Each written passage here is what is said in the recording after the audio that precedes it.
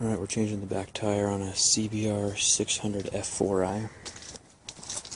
Only have time at night. So this is what we're doing right now. So the nut side, which I've already taken off, there's a nut right there, is a 27 millimeter.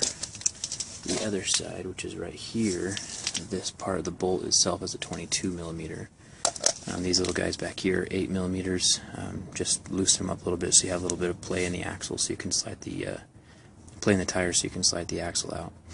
So anyway, there's also another way of with the caliper up here. You need to loosen these up. As soon as I get the axle out, this should just drop straight out, even though the caliper isn't loosened. Before I put it back in, I'll need to straighten out or put some space in between these two brake pads, and I'll show you how to do that. And you can see there that the tires just dropped straight down as soon as I took the axle out. The axle's right there. And then when I was taking the axle out, what I did is I just put this wrench on this side and twisted, pushed down with it as I was twisting on the other side with the other wrench. And that way, once I had either hand on either wrench going the opposite directions of each other, it loosened up and popped right off. So now I just need to unwrap the chain from the tire, and I can take it straight to the guy who's going to switch out the tires.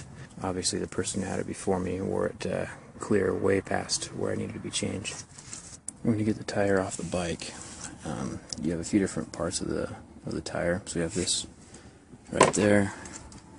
You have the gear, or the sprocket, and you have these little rubber guys. I believe these are called like the cush drive. Just make sure you take all that stuff out. These don't really matter where they go.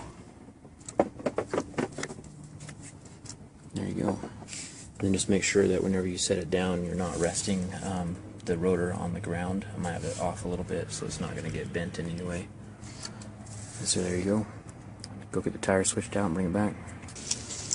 So the caliper actually comes up and off. It's got that little groove in there. So when you put the tire on, you can lift it up, put the tire in, and then find that gap. And just kind of slide it back into place. And then it slides back on that groove. So right there in the calipers, these two brake pads were kind of really close together. So I just put the screwdriver in and very gently kind of just twisted them apart, very, very gently. And then I was able to lift the tire up and into between them. So the tire propped up with just a rubber mallet right now. Getting ready to put the axle in. I just want to get all the water off of it because it's raining right now. So once I get the water off and re-grease it, I'll slide it through into the other side and then tighten it down. And then once I'm done with that, I'll adjust these to make the chain back to the right tension again. And all the chain specifications are right there on top. Alright, got it greased up. Just have some high temperature, just wheel bearing grease. Just took a little towel and just kind of put it on there. It's not too thick, otherwise it'll scrape all off when you slide it inside the wheel. So now you can see the chain is pretty loose. If I just get onto this and tighten this up, you can see it kind of pulling out away from the bike. Too tight. It's about good. So it's just the chain needs to be tight enough so have a little bit of play in it and you're good to go. And then match the other side up with these lines. Alright, there you go, and that's how you install the back wheel on a motorcycle, the 600 F4i. So if you have any questions, make sure to leave them in the comments. Also, after you drive it around for a little bit, 10-20 miles, come back and make sure everything is still tightened up, so you're not gonna have any problems down the road.